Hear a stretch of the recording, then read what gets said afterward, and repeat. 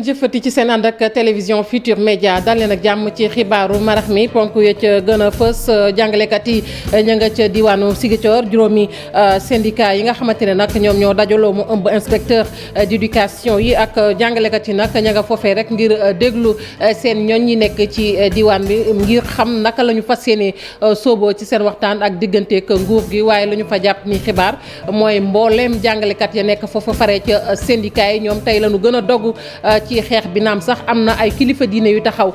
ngir indi saafara ci mbir mi ci jamono jooju syndicat démocratique des enseignants libres bu Sénégal di SYDELS ñoom nag ñi ngi sàkku daal ci jàngalekat yi ñu delluwaat ci classe yi rawatina ak ñi fare ci seen syndicat boobu ñoom li ñu leen sant rek mooy nañu ba grève bi te delluwaat ci classe yi ndax dañu bëgg rek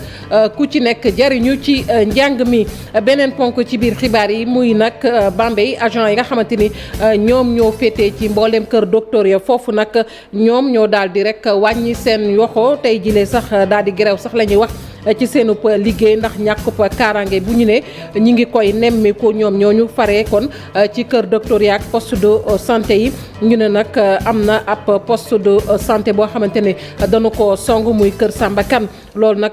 tax na ba yëf ya booy xool daanaka gën a yokku ñi fare ci tali bi muy transporteur routier yi yu diwaanu Thiès ñoom it ña ngay yëglu tey ci suba dañoo xëy rek daal di amal ab toogaay yu ñaxtu ñu ne nag ba ñu tëjee frontière Mali bi ba tey daanaka seen liggéey dafa tagga témbe ndax lu bari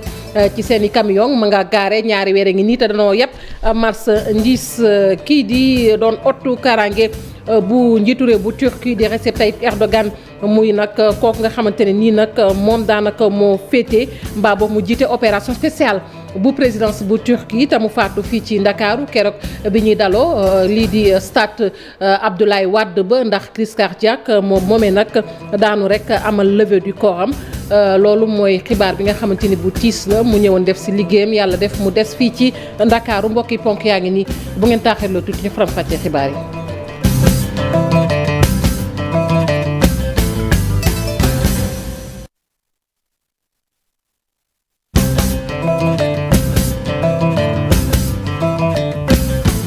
dalee nag jàmm ci xibaaru marax mi ni ñu ko waxee woon ci ndorteel li juróomi syndicat jàngalekat yi ëmb inspecteur de l'éducation nationale yi ak jàngalekat yi nag ñoom ñi ngi daanaka di wër diiwaan yi ngir déglu seeni ñoñ syndicat yooyu nag ñu ne balaa ñuy def dara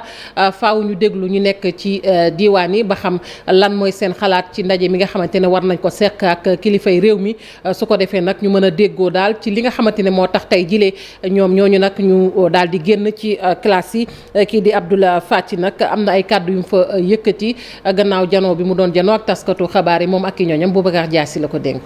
su méttee souvent ñun ñoo doon dem si kilifa diine yi xam nga nag soo demee si nit su la ñaanee tu es obligé nga bàyyi mais xam nga su la nit woowee soo ñëwee moom amoo obligation li nga koy wax rek da nga naan sunu naataangoo yi lii la ñu wax mais ren moom ñun wax dëgg yàlla demuñu fenn ku ñu woo nag dañ ñëw wuyu la ku bëgg a faciliter tamit dañ ñëw faciliter la parce que gis nga xeex si suuf lañ koy faciliter pour mu nekk gis nga par exemple ñi sànq yaa ngi dégg si assemblée ñu naan bu leen dem Marème Faye Sall jox leen seen ceeb mais ñun grève boobu suñu demul woon kër Marème Faye Sall dañ doon retourner comme des moutons de Panurge parce que réglé nañ ko si guddi ñu waxtaan mu am état bi lu mu def mais suñ ko deful woon du ñu am dara tey du mu ngi seen gafaga ñun en tant que responsable li ñuy def rek mooy bañ a jaay suñuy nawle te incha allah ni ñu taxawee mënuñu jaay suñuy nawle parce que suñu organisation yi ay organisation démocratique la doo xëy rek nelaw ba sa bopp tàng nga jël décision dañ koy jëlandoo yëf yi dem ba pare soo jëlee suñu organisation yi muy man di keneen mandat yi c'est limité mënoo fi def dara man sama mandat jeex na septembre laay pare donc c'était un plaisir de revenir à Ziguinchor pour remercier leen li ñu ma jàppale at yëpp.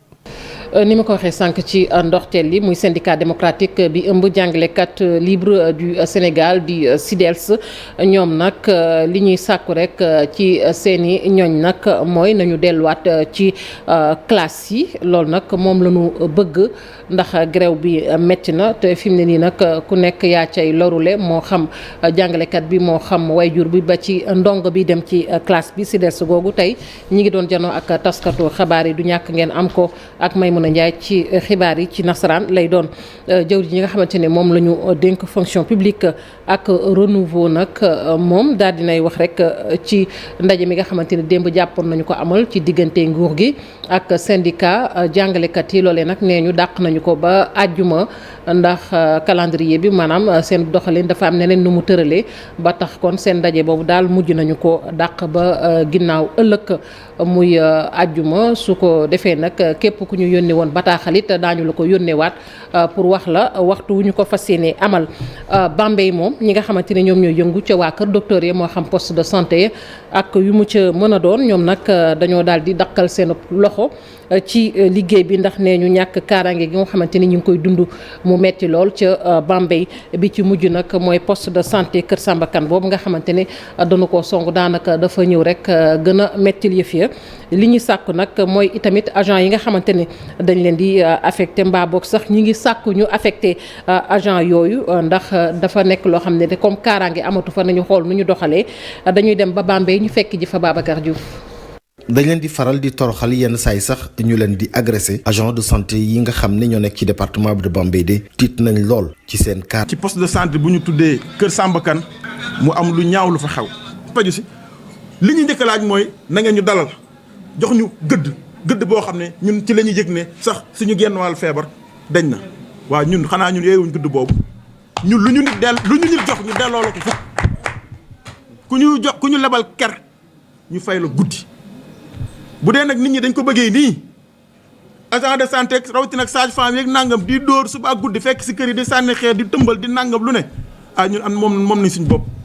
danañ bàyyi liggéey bi danañ paralyser système bi lépp lu jëm ci wàllu wér-gu-yaram danañ ko taxawal fii ci Bambey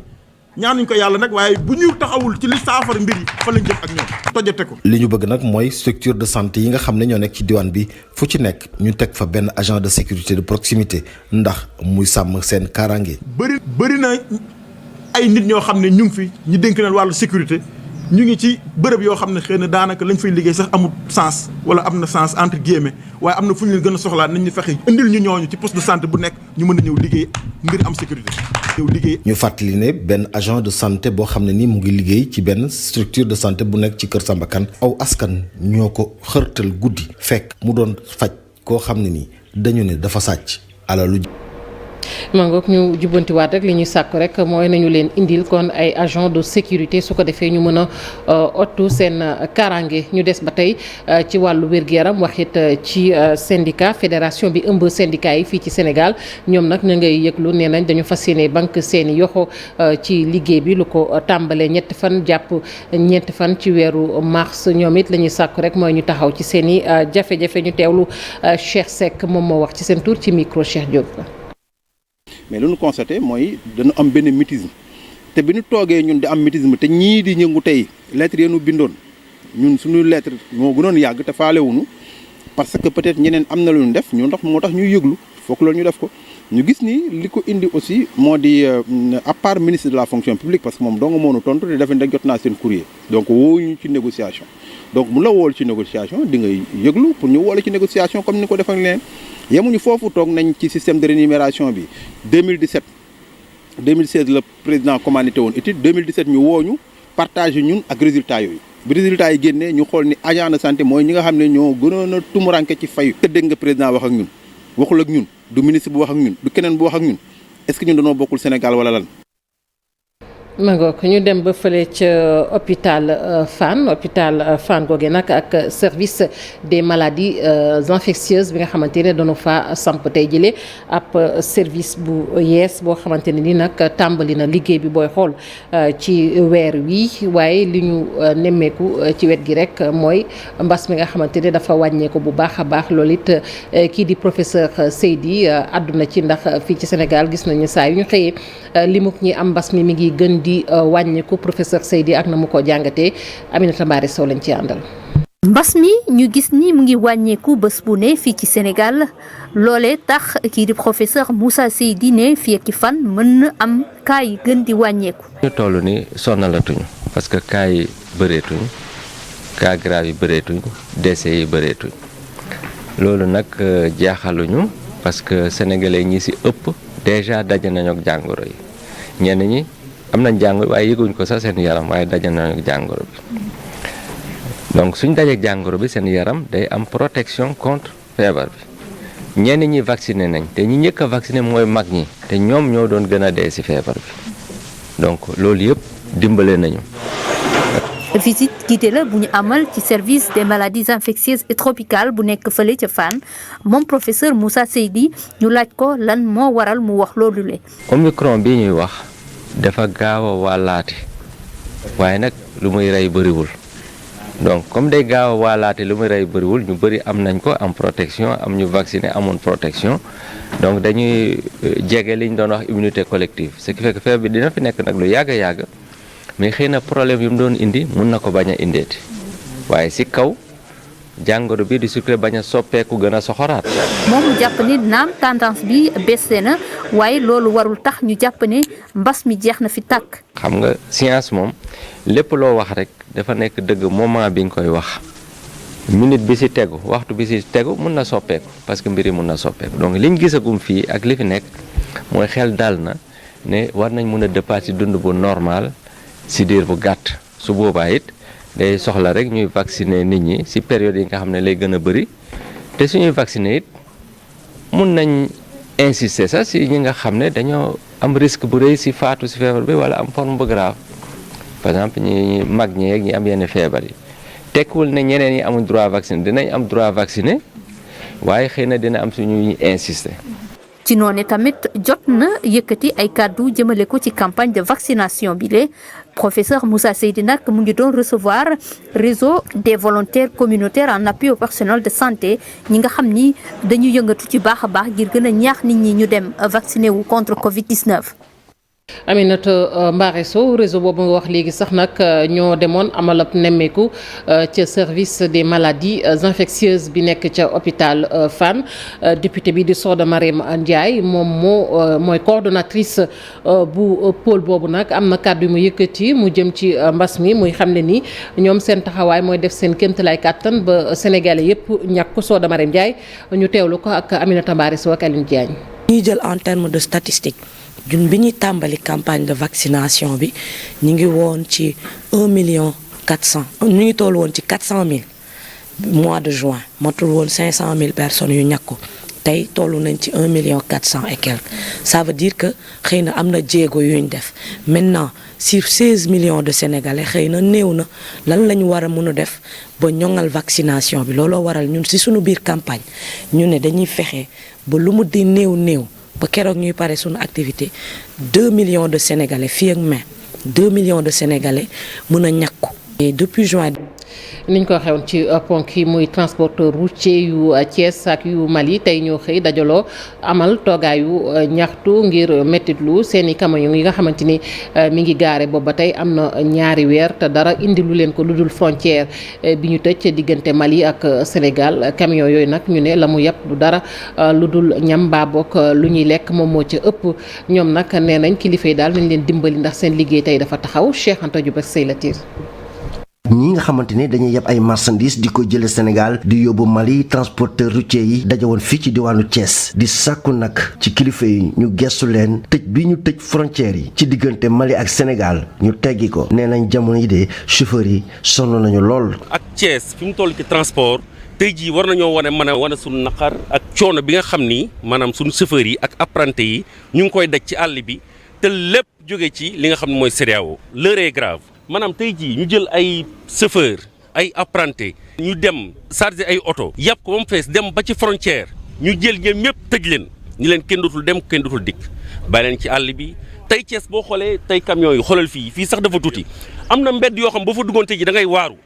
ñëpp jël seen mbir wekk ko ci transport. chauffeur si sax nee nañu lu métti la ñuy dund jamono yi. mais xëy un bon moment rek daal ni tëj nañ frontière yi fekk oto yoo xam ne ñoo chargé dem ñu ne oto yi duñ dugg duñu wàcc ña fa nekk lekkuñu xooluñu ci yan condition lañ nekk fan yee directeur transport dem na fa na da leen di masaw mais masaw bi mu waroon def fexe libéré oto yi fa nekk ñu jéem a dugg parce que marchandise wu maliens yi xam ñoo nekk ci kaw oto yi mën naa périmé ndax ciment bu defee 4 mois day périmé ciment bu périmé kan mooy remboursé maliens seen xaalis te maliens itam ay sénégalais lañ ay maliens lañ mais bu CEDEAO ñu toog fee di jël ay décisions yoo xam ne si day ñëw jël ko di ko teg kaw askan wi ñu koy dund mu metti loolu. ñi nga xam ne ñooy yor ay camion di dem ci diggante Sénégal ak Mali ñu ngi leen bloqué ci frontière bi daanaka am na 2 weer jamono yi de chauffeur si nee nañ dund bu wereyaan la ñuy dundee. ñu koy jaajëfal Cheikh Anta Diop. ànd rafet jikko yi nag ñi ngi leen di jiiñ ni ay politiciens yuy làqatu lañu ndax ñooñee lu ñu wax lu nekk rek politique ma nga ca gannaaw te dañu koy nëbb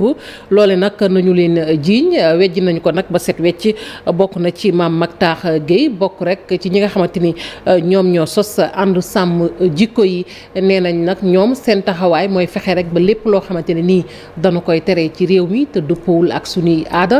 ñu daal di koy bàyyi loolu nag mooy lu ñuy xeex te it am na lu fi gënoon a metti te fexe nañu rek ba jàmmarloo ak ñoom kon lii xew tey du leen jaaxal Mamadou Fall Younous Diatta. kàddu kon bi ñu génnee ci seen mobilisation bu mujj bi tax ñenn ñi am ay jiixi jaaxa ci ñoom ànd sàmm jikko yi nga xamante ni taxawaayam ci xeex lii di ngóor jigéen tax ñu sàkku kon ci Sénégalais yi ni nañu waajal élection législative yi ñu dëgmal loolee kon tax rek ba ñenn ñi jàpp ni ay politiciens yu làqatu lañu. waaye kàddu googee dafa reeloo kii di Mame Mactar Guèye di membre fondateur bu plateforme bi. ñu ngi demander criminalisation donc c'est des politiciens encagoulés est-ce que waxoon ngeen ko bi ñuy xeex pour le viol waxoon ngeen ko bi ñuy xeex pour le trafic de drogue te yooyu yëpp criminalisé nañ rax ci dolli nag ñuy utiliser baatu bu ñàkk fayda naan c'est des politiciens encagoulés mooy kuy nëbbu di masku ñun songuñu fi ñu leen gën a dangereux yéen ñiy wax loolu en 85 la loge maçonnique. ñu gagné procès ba ci ndimbalu Baye Seydi Thiaw Laye sëñ Abdoulaye Sy Dabakh ak sëñ Abdou Lahad Mbacké est-ce que sëñ dañ sol kagul. honorable député bu mouvance présidentielle bi jàpp ni yëf yi tey ci lu am solo la. ñu bëri ñoo xam ne ñoo ŋànk li nga xam ne mooy mouvement boobu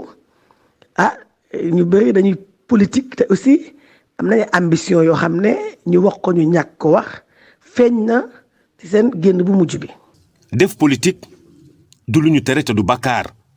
di gis-gisu Mame Mactar Guèye mi fàttali sax ni laloon nañuy pexe jàmmaarloog ay farmason te ONG Jamra defoon li nu mel ba am ndam. le 20 kàddu ful la nga fa dégg te maa ngi gërëm oustaz Aliou Sall wax ji mu wax ñépp ci ànd nee na xale yi wax ak kebetu ak werante jeex na dem leen ngeen bindu massivement sur les listes électorales ngeen téye seen carte te ngeen toog déglu ñu loolu koy junj doy na boroomi xel. criminalisation wàllu góor jigéen waa sàmm jikko yi lu ñu bëgg la dinañ ci taxaw xeex ci xar seen tànk tubéy ba nees lañ koy amee fii ci Sénégal waaye ñeneen ñi ñoom gis ni rek ni daa am loxoy politique ci ginnaaw. ca Sédhiou dëkk ba ñu naan nag Njambaati Sadia maire ba nag dafa daal di génn àdduna mooy maire bu yees la kon ñu ngi koy doog a fal foofee ca gox ba mi ngi tolloon ci ñeent fukki at moom moomu nag di Sadia Fati mooy maire bu Njambaati may jéggalu Sadia Fati moom moo daal di ñàkk bakkanam mi ngi tolloon ci ñeent fukki at ab malaise nag moom moo ko daaneel ca poste de santé bu Médina Wandifa ñoom ñoo dëggal faatoom googee ñi mu bokkaloon parti muy APR ñu ngi koy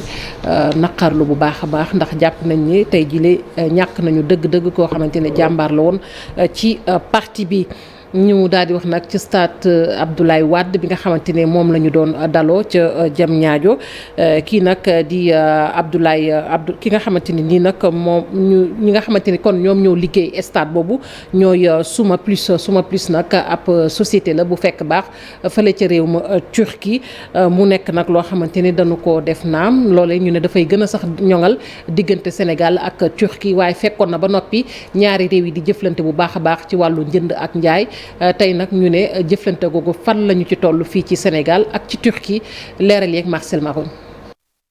inauguration stade Abdoulaye Wade bu Diamniadio nekkoon occasion jiitu réew bu Turquie Recep Tayyip Erdogan mu visité réewu Sénégal juróomeeli yoon gannaaw inauguration boobule stade benn forum d'affaires sénégalo-turc jot naa am waaye tamit inauguration ambassade bu bees bu Turquie fii ci Sénégal muy firndeel relation yu baax yuy dox ci diggante ñaari dëkk yi ba visitu Erdogan jeexee ay accords yu bëri lu jëm ci wàllu partenariat jot neen ko signé lu jëm ci wàllu énergie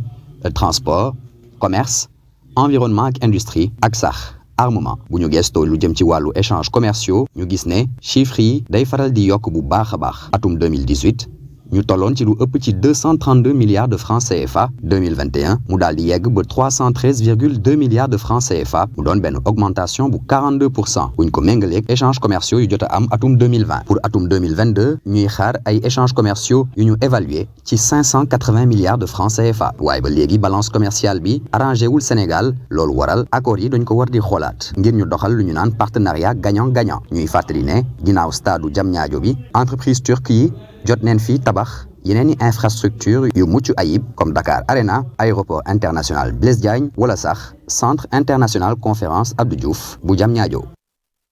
ñu koy jaajëfal bu baax Marcel Maroun levée de corps bu jëm nag ci ki jiite woon opération spéciale bu présidence bu Turquie te mu faatoo fii ci Ndakaaru ñu gën ko xam ci Hayrettin RN tey jii ci suba nag la ñu ko def mooy levée du corps boobu xam ngeen ni crise cardiaque moo ko rey ci bi ñu daloo lii di stade Abdoulaye Wade ba ca Diamniadio kii nag di njiitu réew bu Turquie di Recep Tayyip Erdogan moom nag am na lool lu ko naqari nee na tey jii ndax kooku faatu bokkoon na ci ñi nga xamante ni nag amoon na lool confiance ci ñoom ñu daal di wax ci Mouhamadou Djibril Wade moom ba tey nag moom mi ngi rafetlu maanaam stade bi ak ki ñu ko duppee waaye nag li ci gën a am solo nee na mooy yorin boobu nag nañu ko gën a sàmm muy gestion bi ñuy wax boobu ba tey ndax tabax baax na waaye yorin bi tamit dafa nekk lu am solo ba tax na mi ngi sàkku nag ci askan bi yépp ñu dugal ci seen loxo ñu teewlu ko mooy vice-président bu fédération sénégalaise bu football. Pour mu am bonne gestion il faut que d'abord ñu xool sénégalais yi seen comportement ñu changé ko par rapport au bien public li wolof di wax naan lii alalu buur la alalu ñëpp la loolu il faut que dañu ko war a dindi suñu bopp il faut ñu xam ne que alalu ñëpp suñu alal la waruñu ko yàq beneen bi mooy aussi ci biti stade bi li nga xam ne mooy tax nga mën a accéder ci stade bi loolu aussi ñu defar ko ba nga xam ne accès stade bi dafay yomb génn bi aussi yomb loolu aussi lu ñu war a defar la li ci des nag mooy gestion bi gëm naa ne bu ñu ko dénk bu ñu boolee militaires yi dénk leen ko ak sportif yi ak gestionnaire SOGIP yi état bi dugal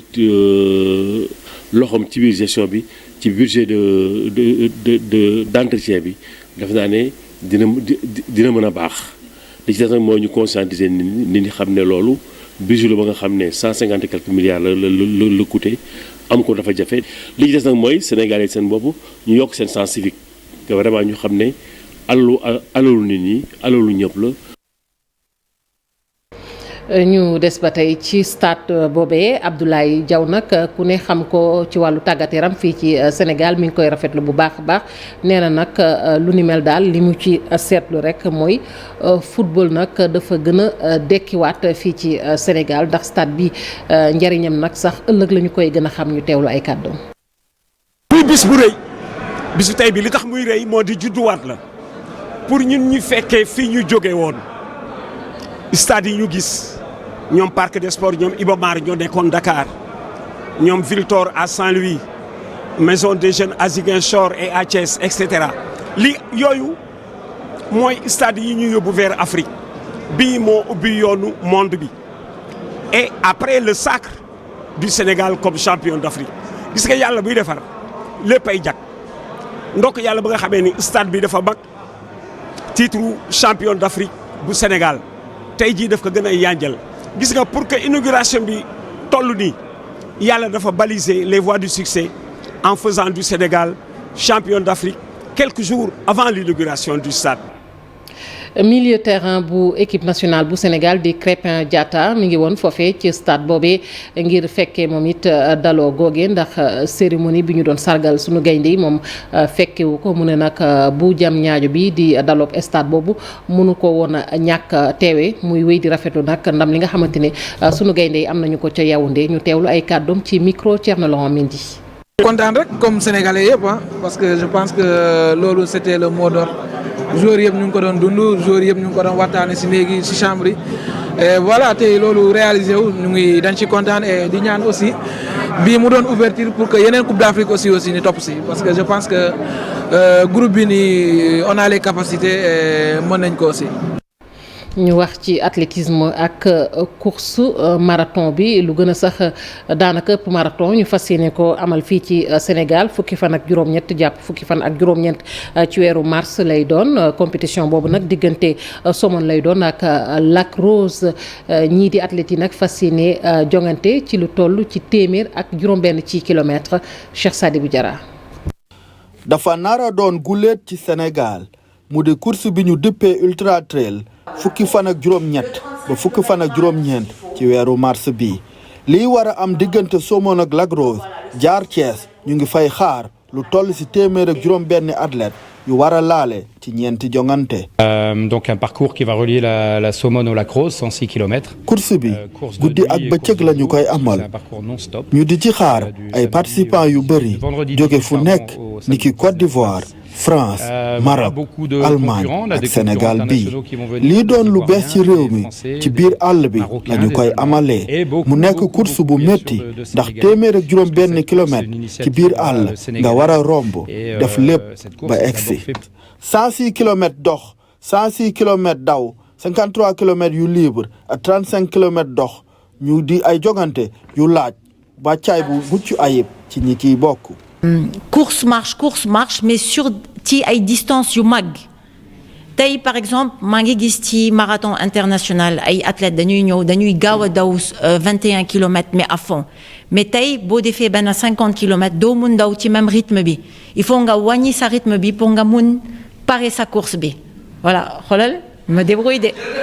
ultra trail des deux côtes dina wan àdduna ni Sénégal mel suñu sukkandikoo ci ñi ko organiser dafay wane ruq yu ñu bëri xamul ci biir réew mi. ñu koy jaajëfal bu baax a baax Cheikh Sadibou Diarra mbokk yi nit sant ñu leen gërëm leen bu baax a baax yéen ñi fare woon ci machine bi ak ñu jàpp ci xibaar yi bu mu sotti léegi Sara Cissé dina fi teew ngir jukki leen xibaar yi ci nasaraan jaa ngeen jëf.